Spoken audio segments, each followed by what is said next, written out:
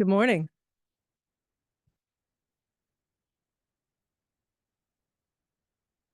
It's a pleasure to see you here. I'm Christine Pence. I'm the Dean of Arts, Humanities, and Social Sciences at Northampton Community College. And for those of you who are not Northampton Community College students and faculty, welcome to NCC. We're very glad that you're here. Today is our Peace Conference, Peace and Social Justice Conference, and it is also the Symposium for the Lehigh Valley Justice Institute. So far, so good, right? A few obvious statements. You're welcome, and what today is all about. I'd like to say also that we are the beneficiary of the support of all of our community members, and none more so than the Lehigh Valley Justice Institute. We are very grateful for their partnership with us. Students, I'm looking at you. Look at what's in front here. There is a reasoned line between research and policy and advocacy. This is important for you to hear and see. This is citizenship, research, policy, advocacy. This is what we want for you. We want you to think, we want you to learn, we want you to care about your world. So thank you for being here, and I'm going to turn it over to Joe Welsh.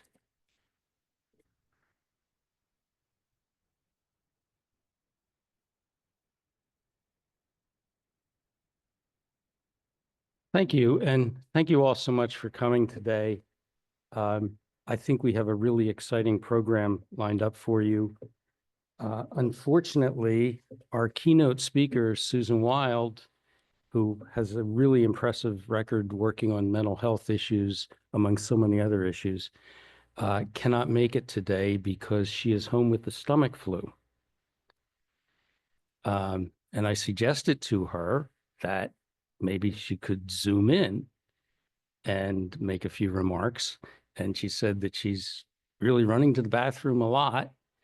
And then I further suggested to her that, well, maybe you should still Zoom in, and that might be performative art on the state of the nation. But she declined that. Anyway, I really, really want to thank Northampton Community College for providing us with the facilities for today's symposium, the technology for tomorrow morning when we will unveil an injustice map of the Lehigh Valley, and for the rest of the program, which they're putting together, including the showing tonight of the movie on the Central Park Five, or the Exonerated Five, and Mr. Nakamura and his presentation on his NGO's work in the Democratic Republic of the Congo. It's so important to think about the role that nonprofit organizations play in all sorts of things in our society and around the world. And unfortunately now, the unfair burden which is being placed upon the nonprofit community to try to pick up some of the slack from the wholesale massacre of government programs that have served us so well, both here in the United States and have added to peace and prosperity throughout the world. The world order that was started by the United States and the Allies after World War II has resulted in the greatest run of peace and prosperity in the history of the world. And yes, there were wars like Vietnam and Korea and Iraq and Afghanistan, but on a global scale, the post-World War II period until now has been the most peaceful period in our world's history. And it would be very sad to see that thrown away. I mean, among other things, it's what my father fought for in World War II. And it was the expansion of democracy and democratic institutions around the world. And hopefully we will get our heads screwed on a little better about that. I wanted to tell you a little bit about the Institute, but let me first talk a little bit about Susan, since she can't be here to talk about herself. Susan, as you know, is a former U.S. Congresswoman known for her sharp strategic thinking, deep commitment to people, and unparalleled ability to connect individuals, ideals, and opportunities. During her time in Congress, Susan successfully passed bipartisan legislation aimed at improving access to health care, especially mental health care, as well as educational opportunities. She was a driving force behind initiatives to expand access to affordable prescription drugs, improve workplace protections, and increase investments in workforce development programs. As a fierce advocate for working families, she fought for policies that prioritized economic fairness, healthcare accessibility, and infrastructure improvements that directly benefited our Lehigh Valley. Susan also played a key role in shaping U.S. foreign policy as a member of the House Foreign Affairs Committee. As ranking member of the Subcommittee on Global Health, Human Rights, and International Organizations, Susan was a strong advocate for improving health outcomes around the world and protecting human rights and dignity. And by the way, better health outcomes around the world mean better health outcomes in the United States, because disease knows no border. And while some might want to make measles great again, I don't think that's what the majority of people in this country or elsewhere are interested in. Before her time in Congress, Susan had a long and distinguished legal career. She is now deeply committed to being a force for good right here in our community, in our country, and around the world. Above all, Susan remains driven by her passion for people, whether mentoring emerging leaders or fostering connections that lead to success. She continues to be a force for positive change, dedicated to empowering others and making an impact that lasts. And as I said, she cannot be here this morning. She's hoping that perhaps she can come at lunch and make some brief remarks before we get into the lunch program. Now, on to the Lehigh Valley Justice Institute. We were formed 4.5 years ago in the wake of the lynching of George Floyd. And we saw such energy out on the streets in the protests that followed. And two things really struck me about that. I've been involved in demonstrations in the Eastern area going back to the Vietnam War. The demonstrations in the wake of George Floyd's death were the largest I have ever seen in Easton, and I believe the same would be true for folks in Bethlehem or Allentown. But more than that, these were demonstrations rooted in racial justice, and the diversity of the crowd, particularly among the young people in the crowd, was just so impressive to me. So our founder, Richard Master, who is in the audience, the CEO of MCS Industries in Palmer Township, has an unfinished business foundation, as he calls it, where a lot of profits from his business go into his foundation. And he's done a lot of work nationally on healthcare reform, but he was looking for a local project. So out of those discussions was born, and his generous contributions, was born the Lehigh Valley Justice Institute. And what we set out to do was to take the 50,000-foot view level of criminal justice processes in the Lehigh Valley, cash bail, diversionary programs, et cetera. What we found out was you can't talk about criminal justice without talking about the social justice determinants of criminal justice. So you see it represented in our symposium today. Mental health in the schools. Can we shut down the school to prison pipeline? Police, mental health co-responders to diffuse situations before they get out of control. And the point that's often missed about mental health co-responders is they are, among many other things, an officer safety program. because the more that we can send out trained professionals who can diffuse situations, the less likely we're going to have conflicts escalating to the point that you have shots fired between officers and some person that they're interacting with. So this is really a pro-law enforcement thing to do. And part of our mission is sort of changing the narrative that these are just feel-good people who are going out there and getting in the way, which unfortunately is a thought in some departments. But we hope to change that. And then in the afternoon, we're going to talk about mental health treatment in the jails. My staff and I were at a conference last spring at the Quattrone Center at University of Penn, and one of the statements that really struck me from one of the panelists was, if you go to almost any county in the country and you ask, where is the largest mental health treatment facility, guess where it'll be? Anybody? You got it, the county jail. The absolute worst place to have any kind of therapeutic intervention. So we have a panel that will be talking about mental health treatment in the jails through the reentry process, which we would like to see as a seamless process. We would like the time that people are in jail to be used productively to set them up with the coping and skill set that they need to not fall back into their past patterns of behavior.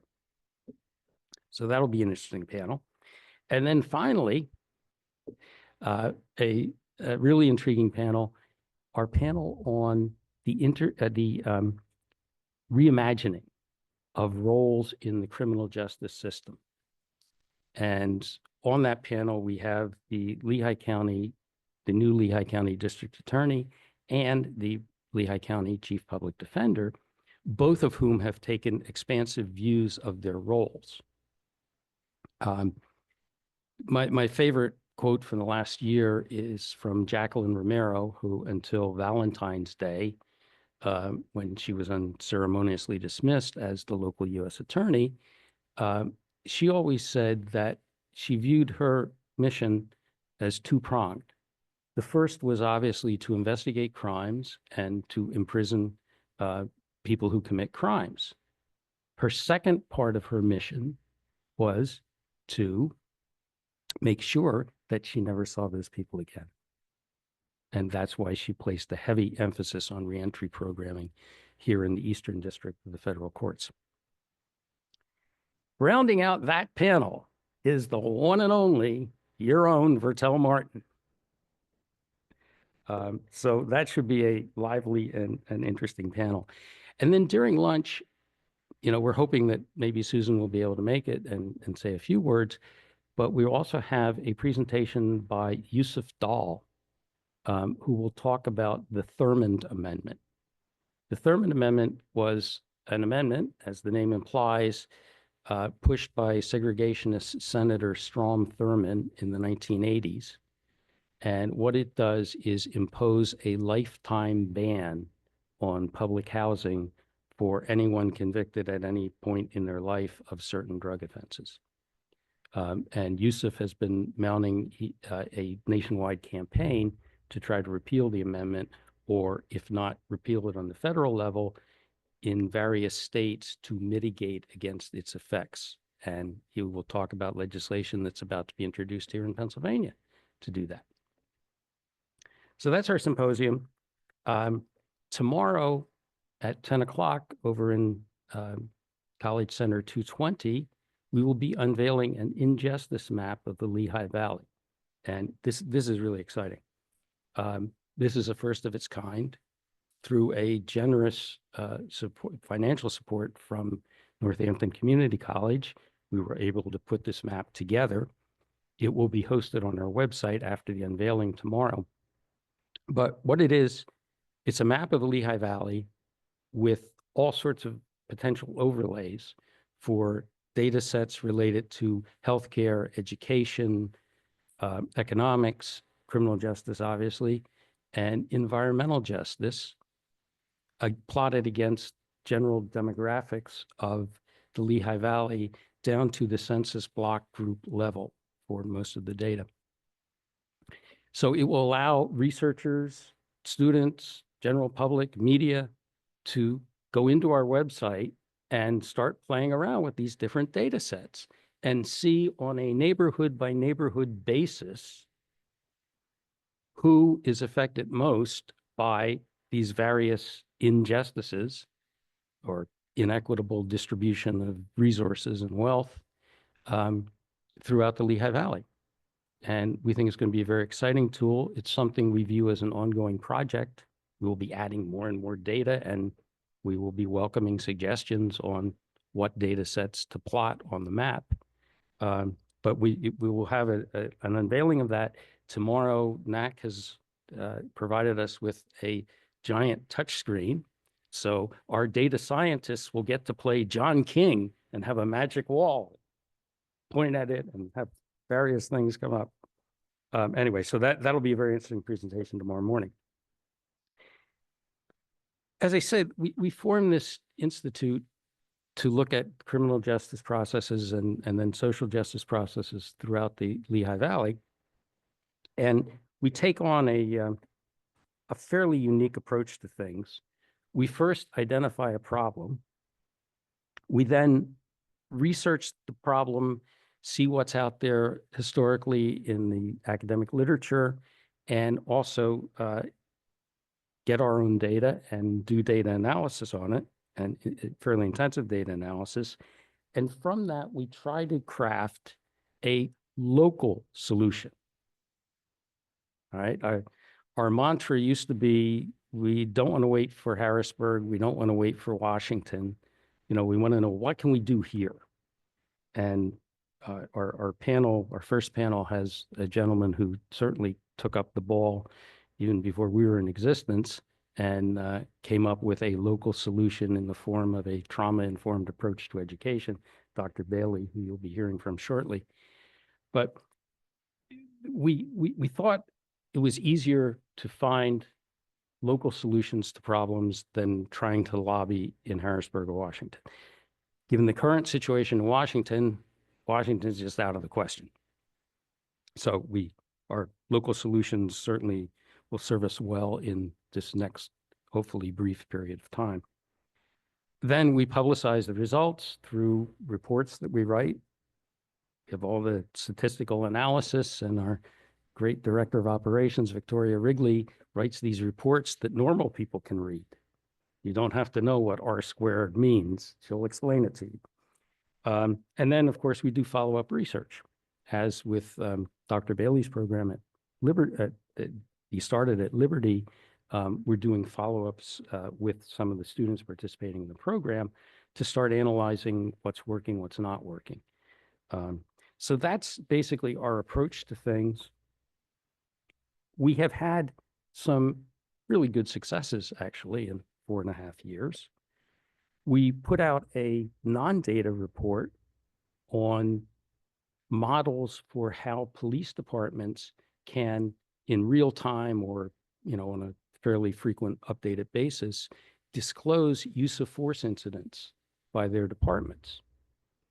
And we gave 3 different models, one from New Jersey, one from Norfolk, Virginia, and one from New York Police Department. And Chief Roca in Allentown, shortly after reading our report, I ran into him and I said, "What did you think?" He said, "Well, read it, I liked it, we're going to do it." And so Allentown is in the process of updating their website to make real-time disclosures of use of force incidents. We did a study because the Lehigh County commissioners were interested in eviction relief. We did a study on landlord-tenant cases over a 10-year period in Lehigh County. And everybody knew that tenants don't fare well in landlord-tenant court. We put a number on it. Tenants win 0.9% of all cases. Meaning if you had a room with 1,000 people, 9 of them would win. And probably that means the landlord forgot to show up or something.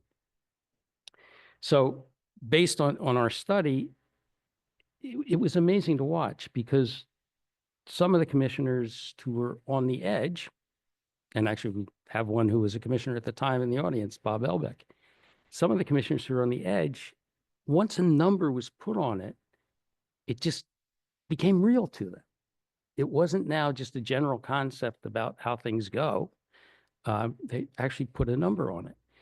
And another of the commissioners, when they voted, cited our report when they decided to amend the county budget to put in a line item of $250,000 for eviction relief. So that was another success. We have the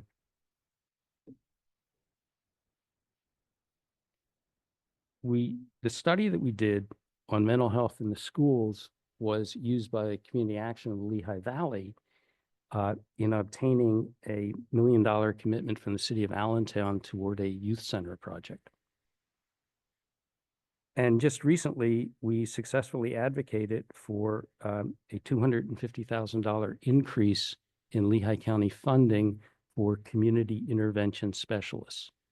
Community intervention specialists are just one step below the full co-responder on the scene kind of program. They come in and they provide support services to people who are in need or to people with whom police have interacted.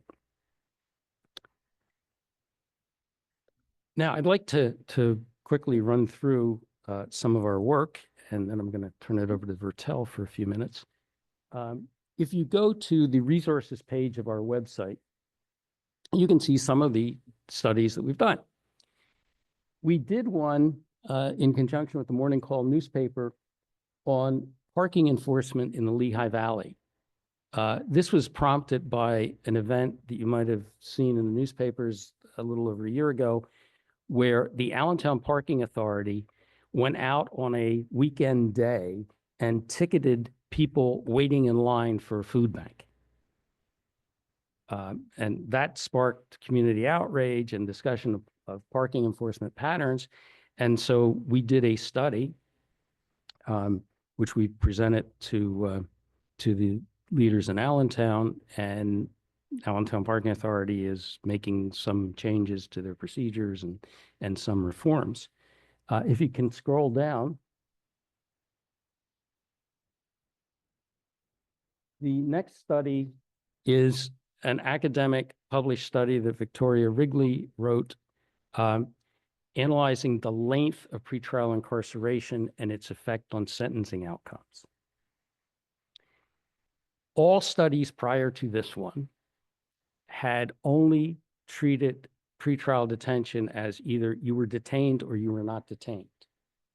But as our study found, there is a gigantic difference between being detained for a few hours and making bail, or being detained for a month or 2 months or 6 months or a year before trial. And the longer you are detained, the worse the outcome. That's the mental health in schools report that I had referred to. If you scroll down a little bit more, the next one is a report we did on marijuana, but we took a slightly different twist on this. We looked at the impact of marijuana, small possession marijuana cases on the local courts. And we found that 1 in 6 cases involved a marijuana charge. And so what this is doing, this is diverting police resources, this is diverting court resources, all the support services, diverting them from real crime. So we hope that will lead to some reforms.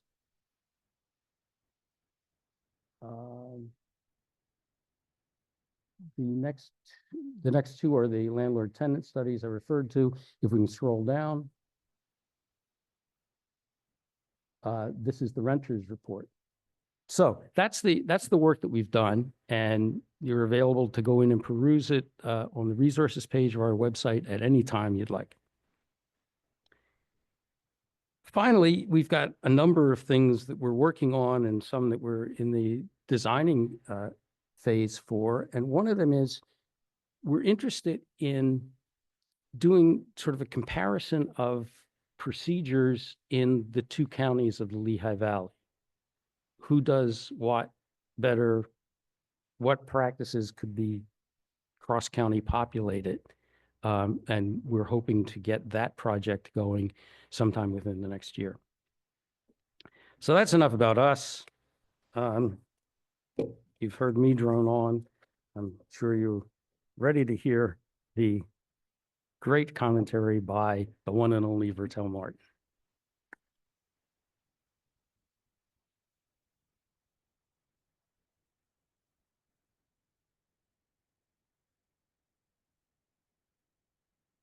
Good morning. One of the things I appreciate very much about the partnership between NCC and Lehigh Valley Justice Institute is that we're learning. In terms of faculty, we're learning about the method of operation with regard to criminal justice policies, procedures, and practices. And we're learning how we need to change our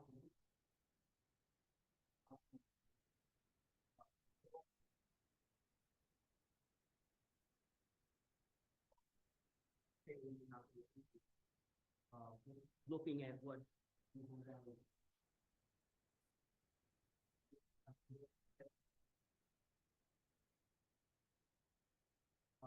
not only critical thinking, but thinking about problem solving, and handling,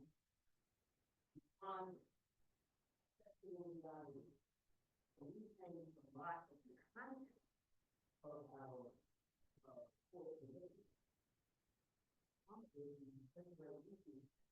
that not only LVJI studies, but that need to be studied and students need to be aware of.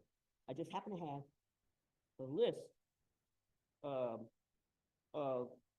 topics that we've included in our curriculum. Not only what or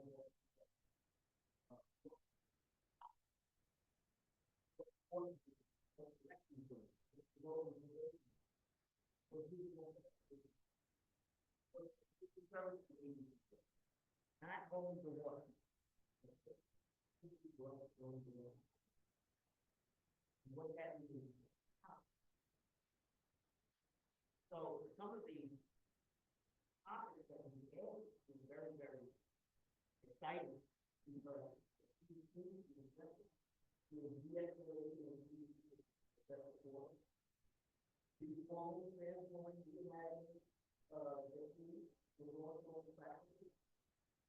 mental health,